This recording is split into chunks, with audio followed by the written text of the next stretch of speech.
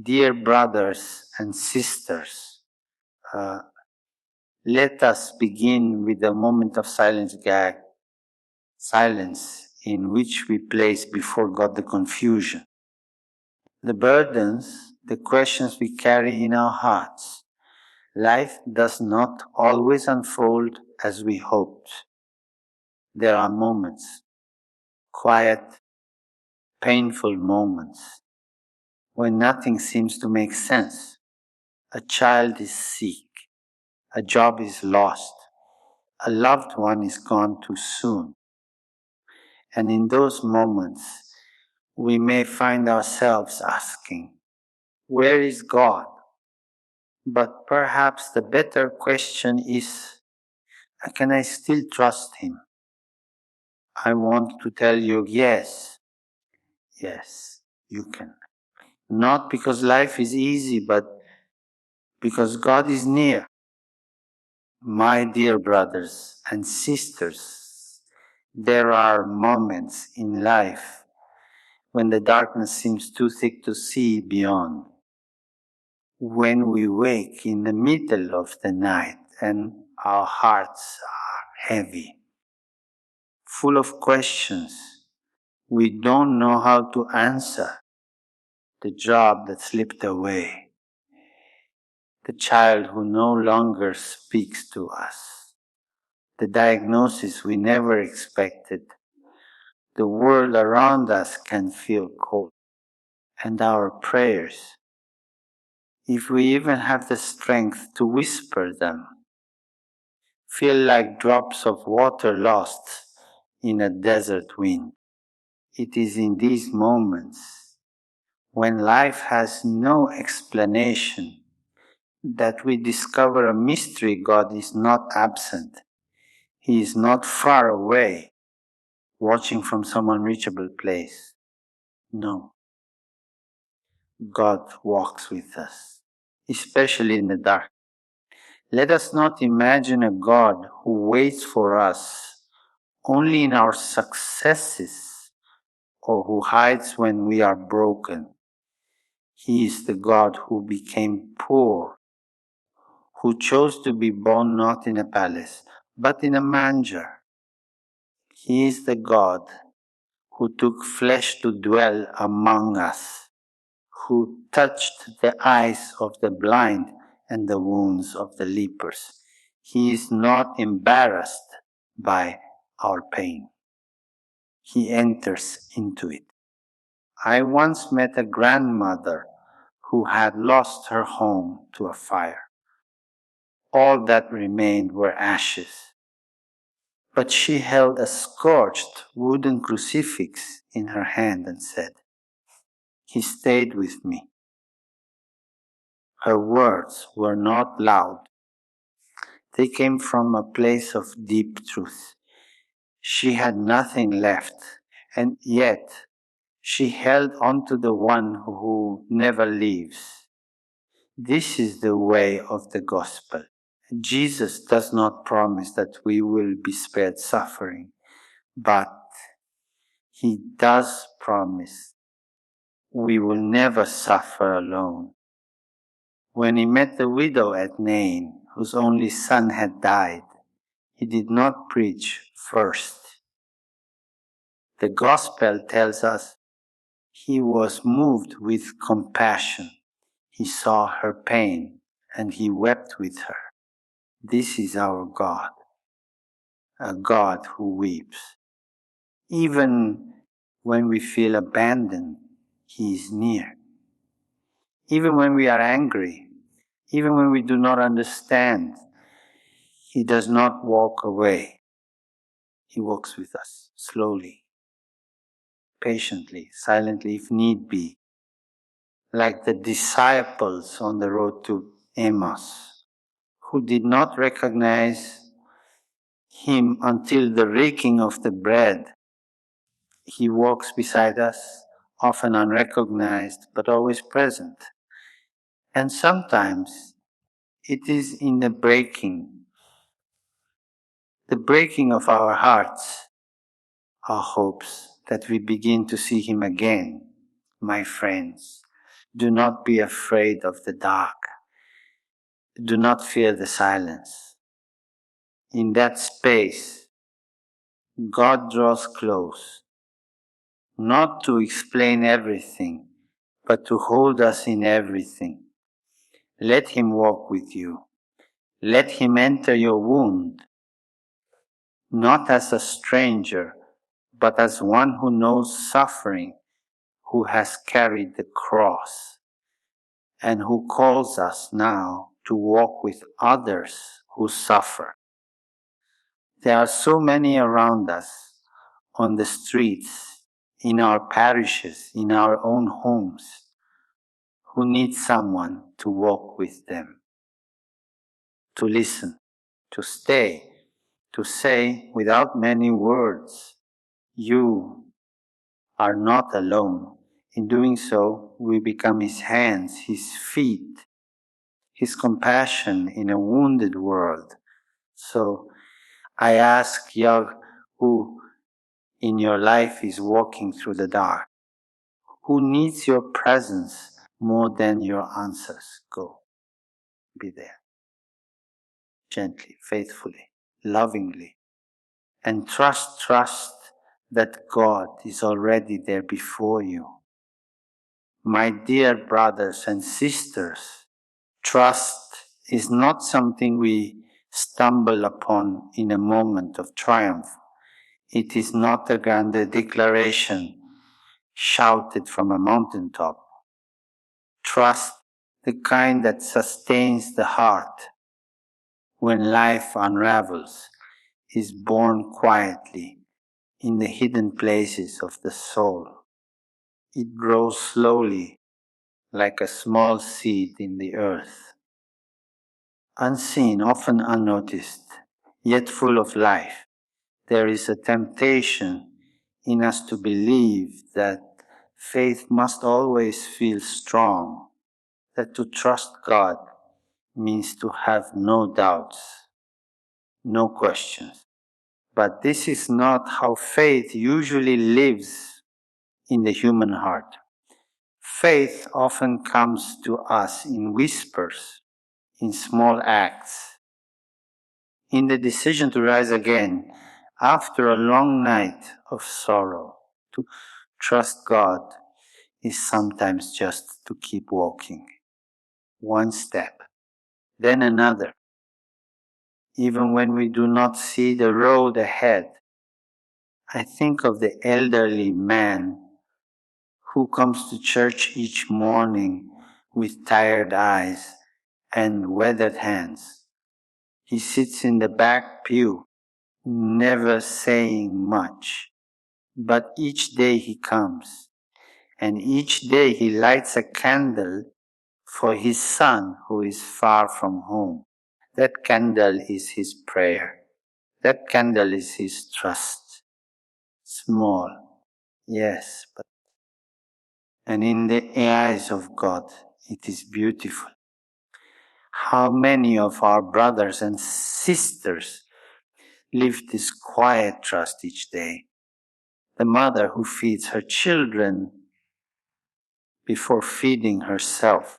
The migrant who leaves everything behind, holding only hope in their hand. The sick who endure pain with dignity. These are the saints who walk among us, not because they have answers, but because they live open hearts. They do not see the whole picture, but they say yes to the day, and that is faith. Even the disciples struggled to trust. On the stormy sea, they cried out, "Teacher, do you not care that we are perishing?" They too were afraid, but Jesus did not scold them. He calmed the storm and stayed with them. He knows our fears. He knows how hard it is to keep believing when the waves are high, but He stays. So Let us not be ashamed of our small steps. Let us not wait for perfect faith to begin trusting. Begin now. Begin small, with a prayer, with an act of kindness, with forgiveness, with silence. These are the places where trust takes root. These are the places where God is born in us again and again. Do not be afraid to trust in little ways. Do not be afraid to begin again, for every small act of faith is precious in the eyes of the Father. And from these small acts, great things grow. Let your trust be simple. Let it be sincere. Let it be enough for today. And tomorrow, begin again. My dear brothers and sisters, there is a quiet strength that lives in those whom the world often forgets. The poor, the humble, the ones who carry their cross in silence. They are not weak. No, they are teachers. They show us how to trust God with hearts that are open, even when their hands are empty. I remember meeting a mother who, in a small shelter on the outskirts of the city, she had very little, just a few pots, a mattress on the floor, and 3 small children with bright eyes. She welcomed me with warmth, offering me the only thing she had to giving a piece of bread and her smile.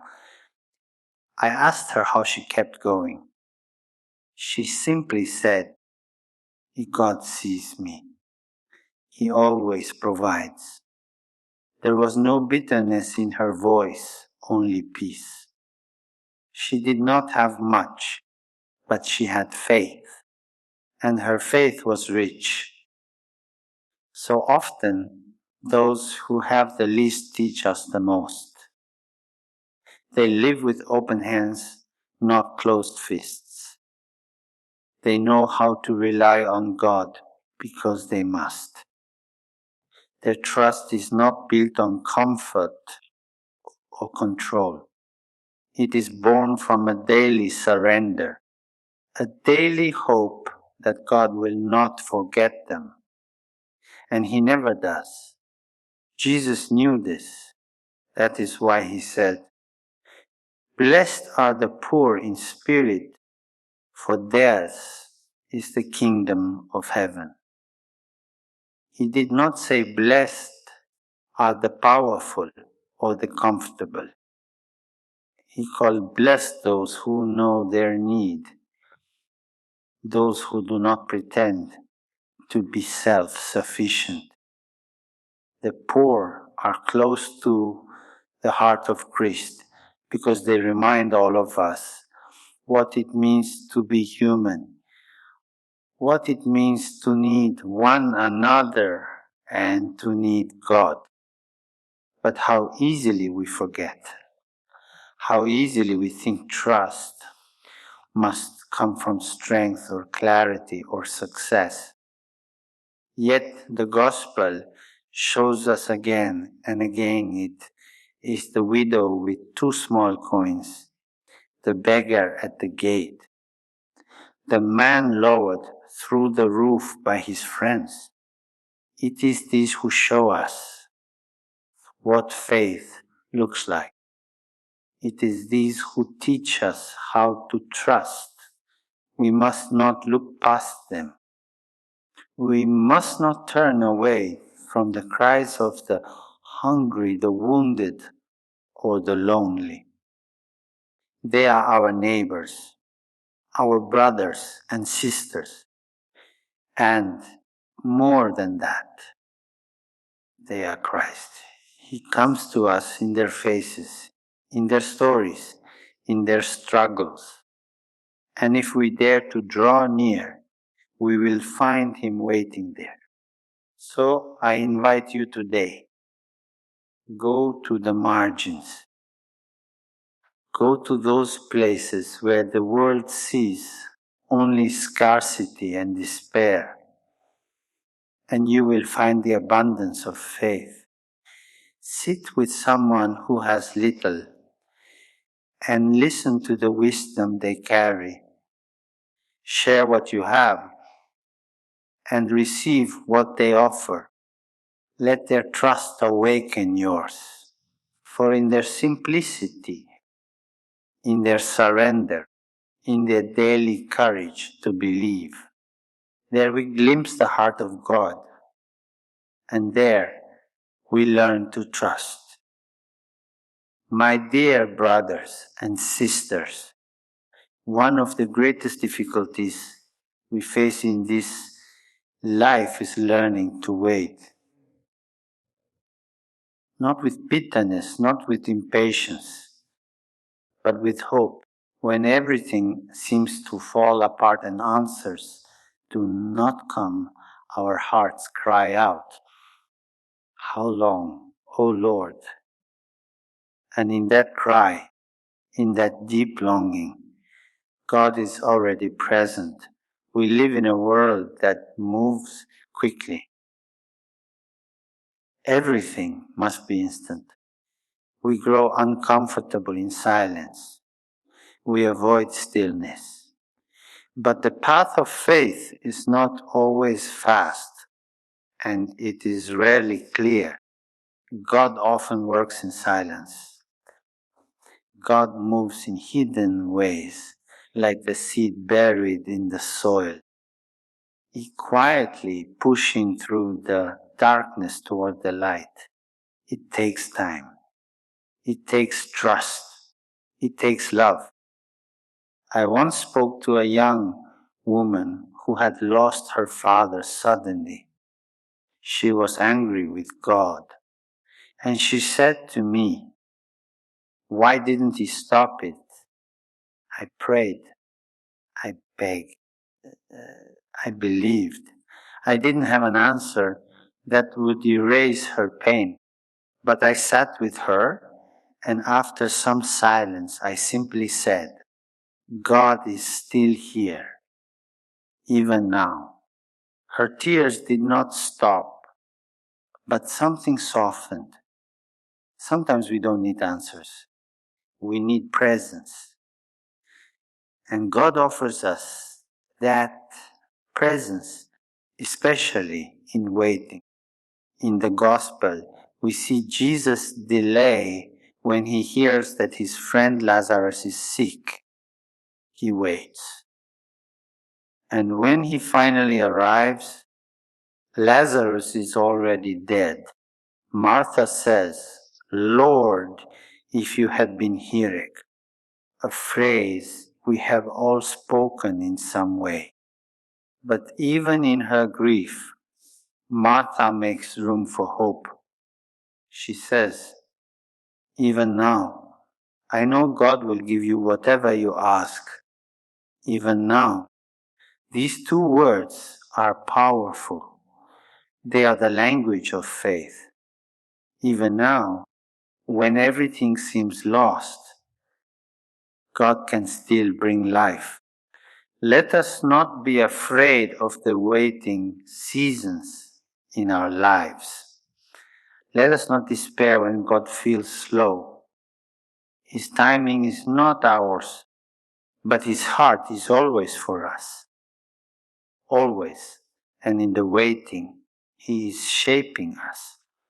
He is deepening our compassion, expanding our vision, making our hearts more like His.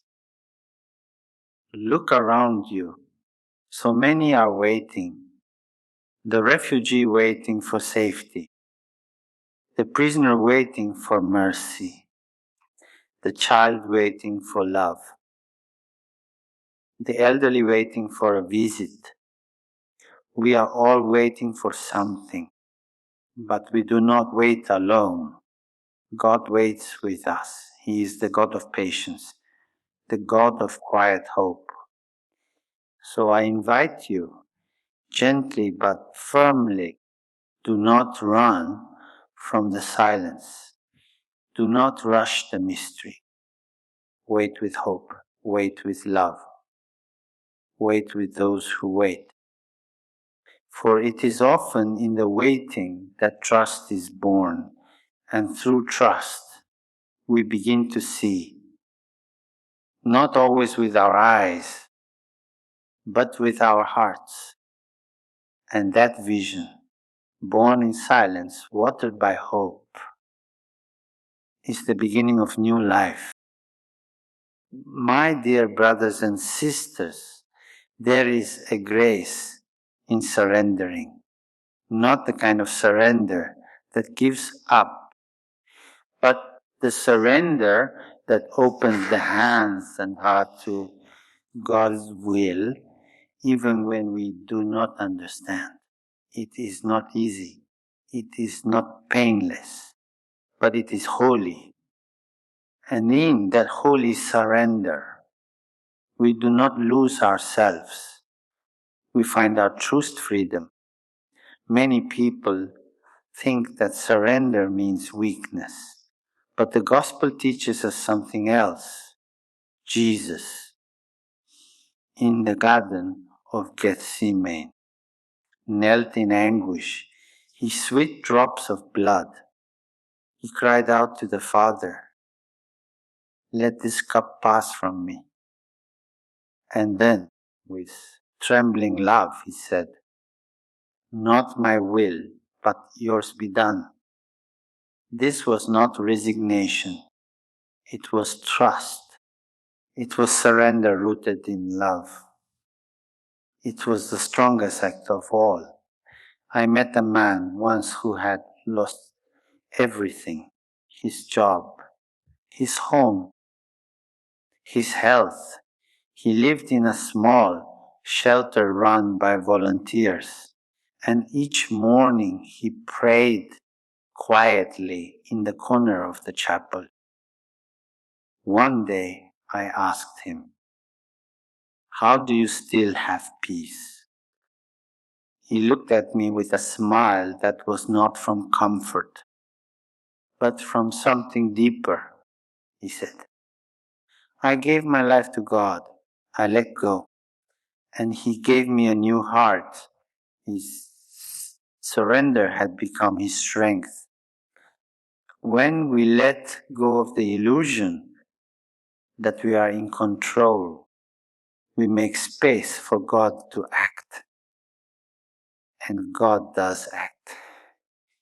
Not always in the ways we expect, but always in ways that lead us closer to love. Surrender does not mean we stop caring. It means we stop clinging. We stop clinging to our plans, our timelines, our need to have everything figured out.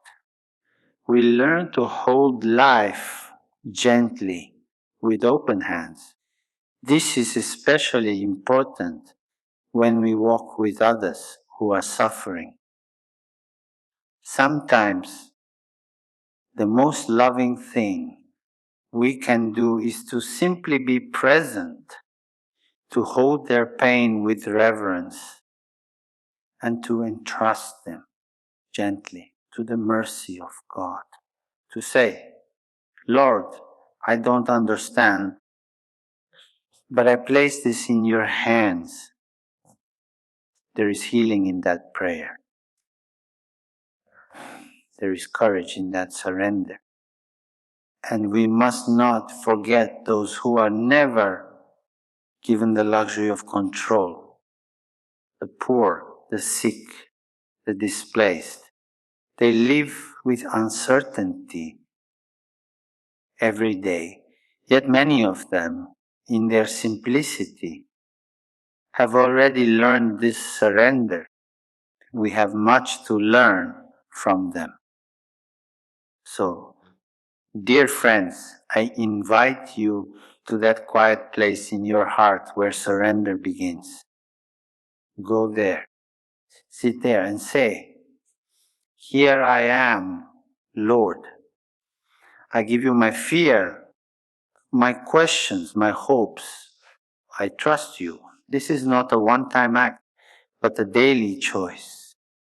And each time we do it, we are saying yes to love, yes to mercy, yes to peace, yes to a God who carries us when we can no longer walk. Yes to a life not always understood, but always held in the hands of the one who loves us beyond measure. Let go. Not because you are weak, but because God is strong. And in His hands, even our surrender becomes a song of hope. My dear brothers and sisters, as we come to the end of our time together, I invite you to carry this message with your trust in God, even when life doesn't make sense. Trust in His timing, His presence, and His love.